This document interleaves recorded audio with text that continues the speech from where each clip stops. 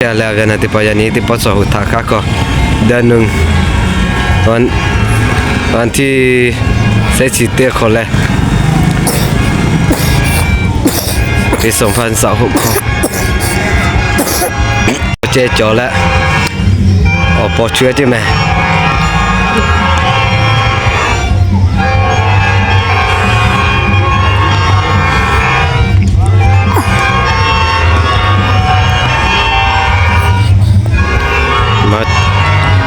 มาปอชิติแต่เนี่ยบ่จะพึ่งเนี่ยบ่ยะปอชิติมาแต่เอาเข้าเตะเนี่ยหูเตะเนี่ยบ่เตะเนี่ยหู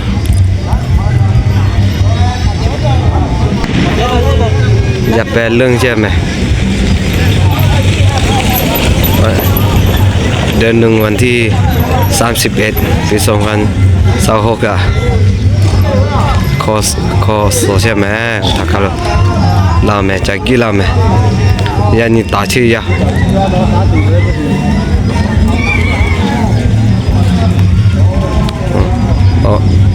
ปอเตลิมาชื่อยา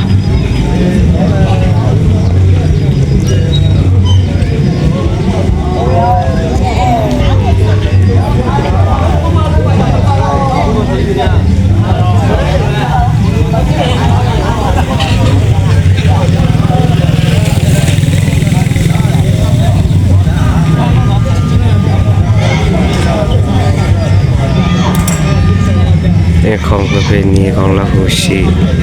บ้านวิทาประเทศลาวแคนบอกแก้วไปกับ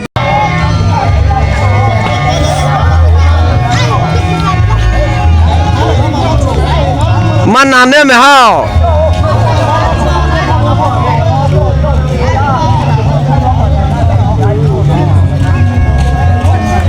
โอ้โปเจมันนานเนี่ยเว้ย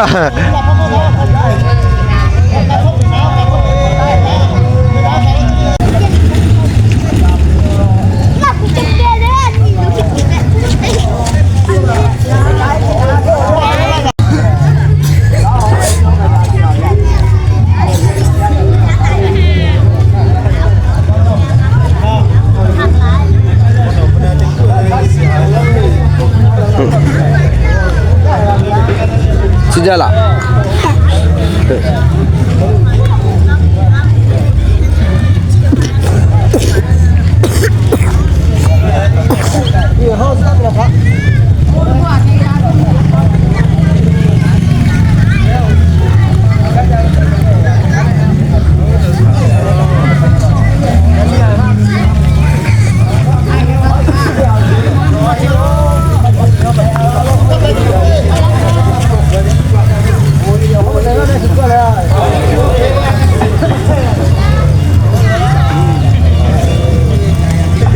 Khai là bỏ chạy đó,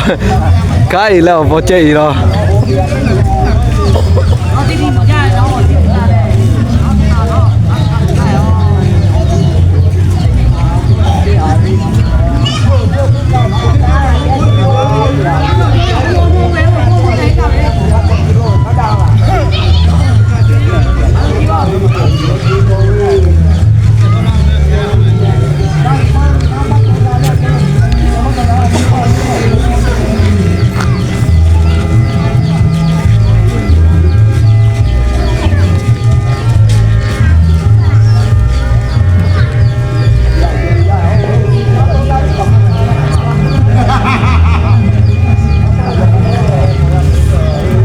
Siro lah.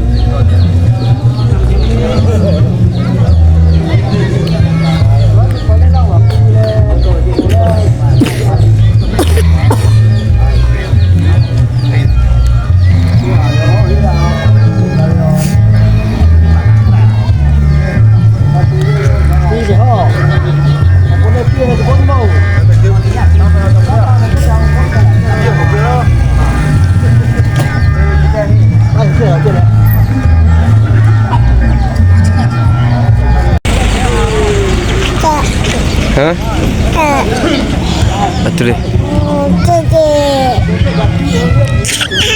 Eh.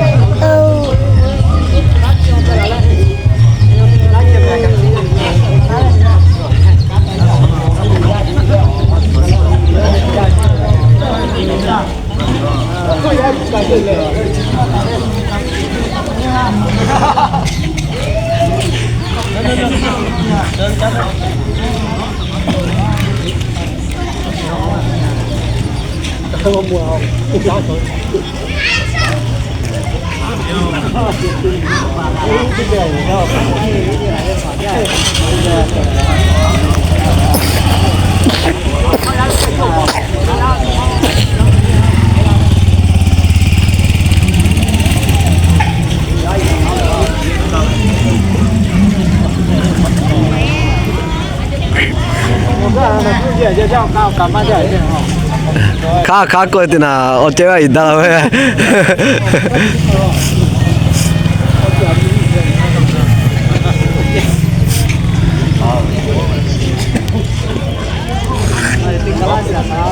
Chứ sự việc tái rồi đi, đi làm gì đi? À thứ gì rồi đi? Thay cái gì rồi? Ngọ là sao ông là sao cái em yêu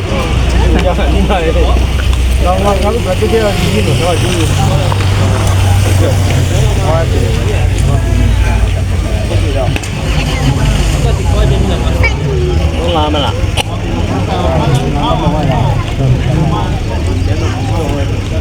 nó đi à mà chơi mình lại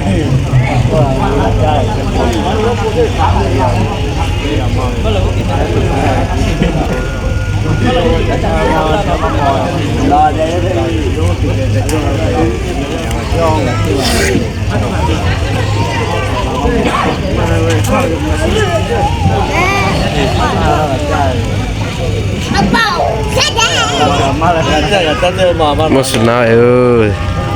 Musna này nate hay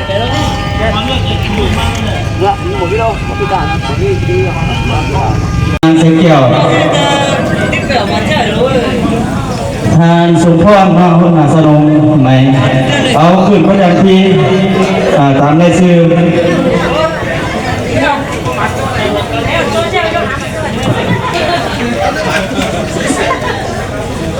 ตามในชื่อเนอะขึ้นมา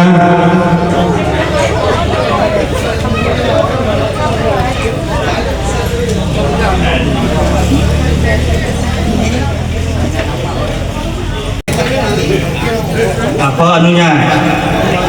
เมืองแขวงบ่อแก้วมี282หลังคาเรือนมี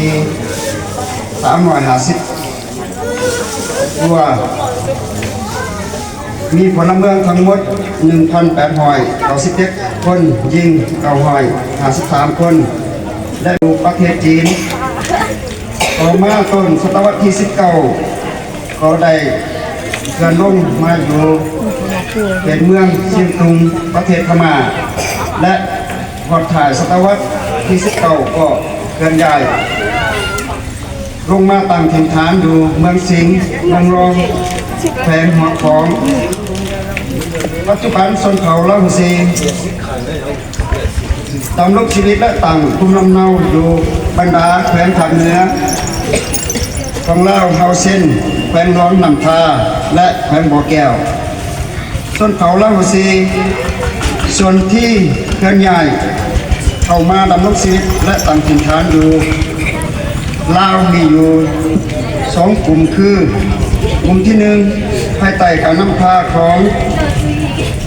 ผู้นำส่วนเผ่าชื่อพอต้องได้พากันเคลื่อนย้ายลงมาตั้งบ้านอยู่พอต้องเมืองสิงห์แขวงร้อนนำทาต่อมาได้เคลื่อนย้ายลงมาตั้งบ้านกม.เมืองสิงห์แขวงหลวงอำทากม.เป็นนายบ้านพร้อมทั้งเป็นหัวหน้าเผ่าต่อมาก็พากันเคลื่อนย้ายปี1950ภายใต้การนำพาของพอแสงไหมกับพอแสงแก้วอยู่บ้านแสงไหม อยู่หัวเสียงดาวต่อมาในปี1951ได้ย้ายลงมาอยู่บ้านแสงหลวงปอนาอยู่หัวกุมตุ่มเมืองแขวงบ่อแก้วต่อมาภายใต้การนำพาพ่อเฒ่าเจ้าย่อตั้งบ้านอยู่หัวห้วยเสียงดาวในปี1969ได้เคลื่อนย้ายลงมาอยู่หัวห้วยกะลำเป็นนายบ้านความทั้งเป็นหัวหน้าเขาชื่อพ่อเฒ่าบุญใจพ่อแสงพ่อเฒ่าคำหลังจากนั้นได้ยกย้ายมาอยู่บ้านเจ้าย่อพ่อเฒ่าแสงกับพ่อเฒ่าปิ้งเป็นนายบ้านความทั้งเป็นหัวหน้าเขาและต่อมาในปี1995ซึ่งได้แต่งตั้งไอ้เล่าขอบกุ้งเป็นนายบ้านภายใต้การนำพาเจ้าพกเจ้าเหล่าของชนเผ่าลาหูซีในแต่ละระยะและหลายส่วนอายุคน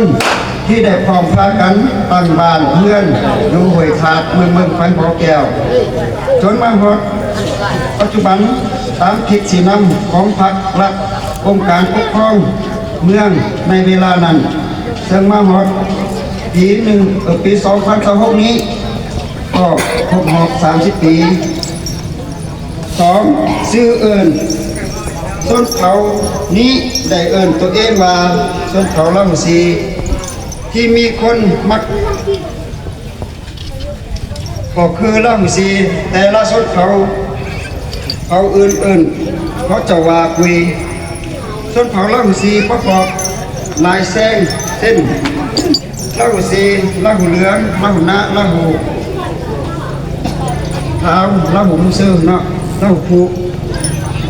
3สถิติการแจกย้ายพลเมืองชนเผ่าลาหูซีแซงลาหูซีหรือลาหูเหลืองนี่นอกจากนี้อยู่บ้านย่อมจำนวนต่อการข่มขู่ทางของเผ่าอื่นก็คือซากอื่นมีของประเพณีวัฒนธรรมอันดีงาม มีการเรียนบุญกินเจียงหัวเข่าไหมเรียนผีมอนบุญกินเจียง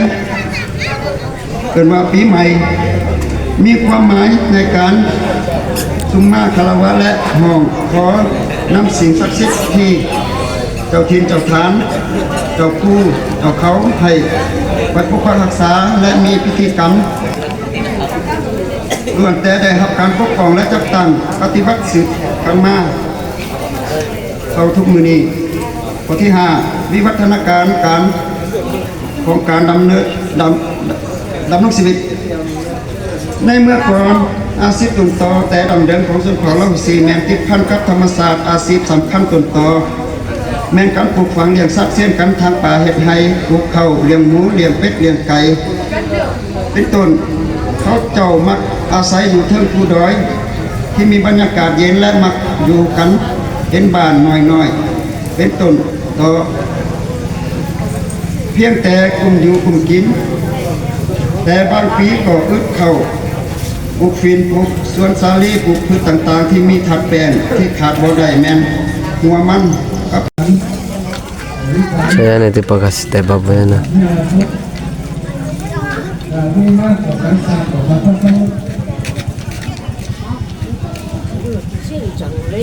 Mati ở cả này thế bắt được.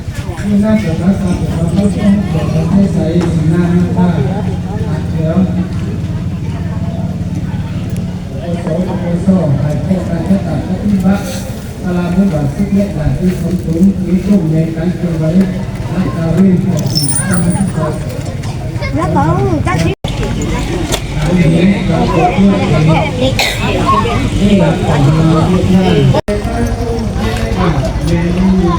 Mà giờ giờ hả?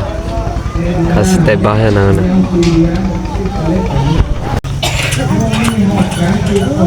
Giờ hả?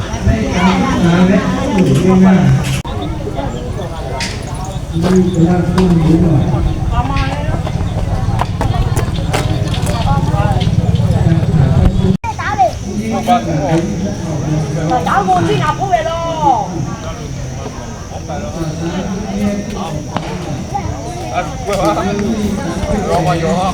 你好。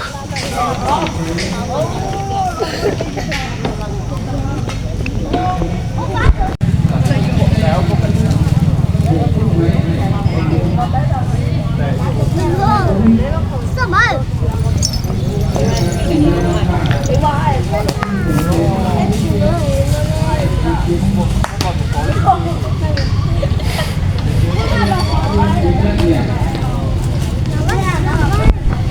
？Hasta baja. Nè, tiếp bien mà chú ya. Để chụp bìa tao nữa.